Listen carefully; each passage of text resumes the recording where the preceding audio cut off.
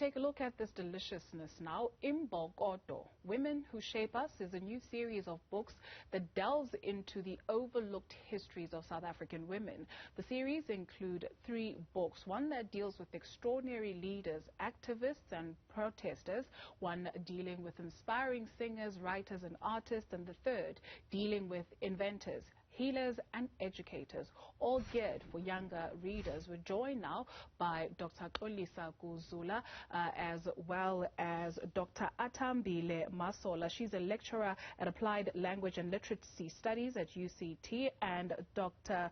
Guzula, that is, and Dr. Masola is a writer and researcher. Ladies, molweni, and thank you so much for joining us. Dr. Masola, let me start with you. In a country when we're dealing heavily with gender-based violence and violence against women and children, much is being said about this term, Imbokodo. You strike a woman, you strike a rock. And here you have chosen this for the series of this work highlighting women and putting them firmly on history's Hall of Fame. Why? I think it was so important. First of all, thank you for having us today, and thank you for this time. It was so important for us to historicize this idea because it can get so lost in this idea, you know, of women must just be strong all the time. And we're not advocating for that at all, insofar as showing stories of women who have really invested in the work of building this country, in the work of building communities, in the world of building the kind of life that we now get to enjoy in pockets, in a sense. So it felt important for us to historicize this idea so that it doesn't get too lost in this idea of what it has become. And of course, words change over time, but by linking it to some of the stories, and of course, we know it in relation to Watinda Bafazi, Watinda Imbokodo, which was the clarion call for 1956. But our history is much longer than what happened in 1956, and that is part of what we're trying to show in this book. Dr. Guzula, to underscore the importance of this, some of the women that are featured on the books, I try to go online to search for them and they don't even appear. So let's take a look at extraordinary leaders, activists and protesters. While you've got some of the well-knowns, you've also got people who are unknown. Tell us about Mam Mabel Tetu and Mam Masalanabo Mojaji, the Rain Queen. Wow, thank you so much.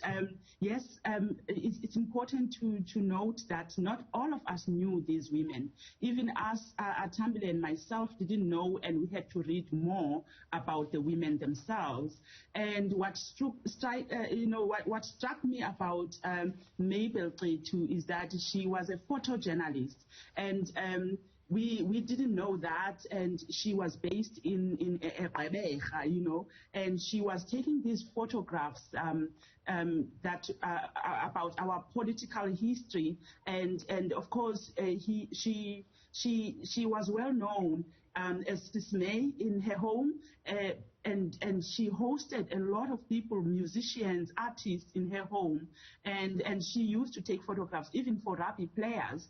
But that's important because people and children never realized that that could be a career for themselves, to be a photojournalist. But also in doing photojournalism, at the time, it was so rare for women to take up this as a career, because women were always seen as nurses and teachers and as social workers. And she broke away from that and started her career of taking photographs.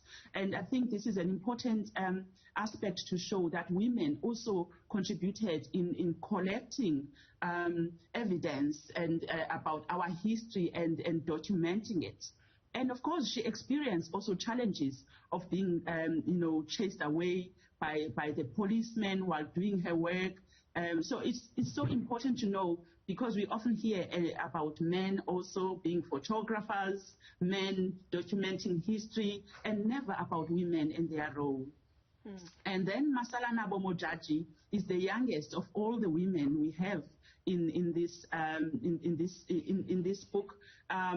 Of course, in this book, we wanted to show the lineage of the matriarchal rulers in the continent and in South Africa, because this tells us of the history where the Balobedu people had women leading or as leaders, because we often also hear of women of kings that lead their societies, but never of women who lead their societies.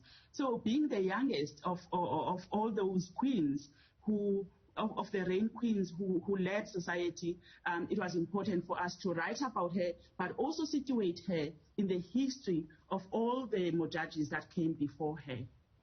Dr. Masola, when we take a look at the second installment, which is so delicious, and it deals with inspiring singers, writers, and artists, and while this is geared for a younger audience, those of us who would know Mam Dorothy Masuku, Mam Busim Song, and Mam Brenda Fassie, this would be obvious, but you also point out Umam Unontsizi Mgqwetho as well as Umntwana Umagogo Constance Zulu. Who are we talking about here?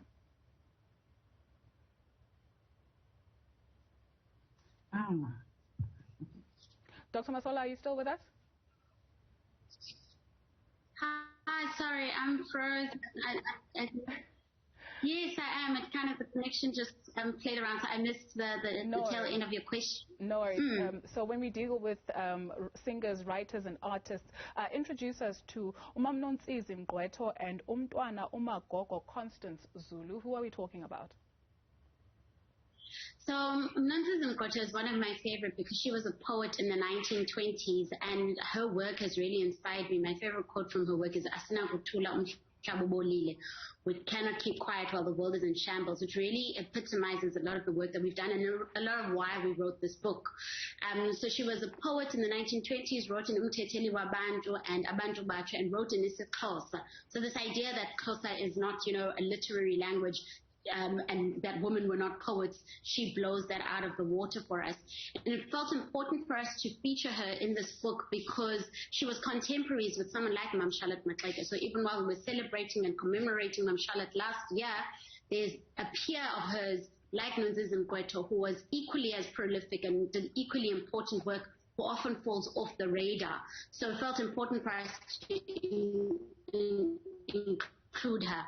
Umntwana Umagogo Constance Zulu is a musician and was a cultural custodian, and we include an extract or a stanza from Makhosazana Xaba's poem there, where she says, "I wish to write an epic poem about Umntwana Constance Magogo Constance Zulu, one that will be silent on her son." We often associate her with the son, the Prince Mangosuthu Buthelezi. And so for us it was important to feature her and her work, and it was through the help of partly the family, but also through researchers who have done the work of bringing her work back into life. And she's such an interesting character insofar as she inspired people like Busim Hlongwe, she inspired people who is in the book, and inspired people like Mamsbongile Khumalo, and has this really wealth of a footprint, but often we don't know the texture of her life. So that's why we included her. And she, people would travel from far and wide to come and hear her stories. If people are interested in hearing her songs, they're available on YouTube. There was the ILAM, I think the International Library of African Music, which is based at the University, Rhodes University in Makanda, holds her archive. So it was also a sense of thinking about the archive through someone like Umamagogo as archive as music, and someone like Dr. Kollega Shange has been really instrumental in helping us understand that in both her research as well as some of the popular articles that she had done. So it felt important for us to include her story as well, because she has such an influence on young musicians, but also the texture of her work is so influential in terms of how we understand African music. Dr. Guzula, then you have curious inventors, healers, and creators. Introduce us to the Makiwane sisters as well as Zanele Mbeki. Wow. When I think about Makiwane sisters, I start thinking about my grade 4 when I had to learn about Florence Nightingale as the first nurse in Italy, and now we were feeling that we need our first nurse here in these books so that our children can start learning about their great grandmother, Cecilia Makiwane, who became the first nurse in South Africa. So and of course she and her sisters Udezi Makiwane and Florence Makiwane were pioneers in their fields. One of them was a social worker and community activist, and the other one was pioneering in journalism. So these sisters came from a family that really valued education, and all of them did very well for themselves. So, and they are also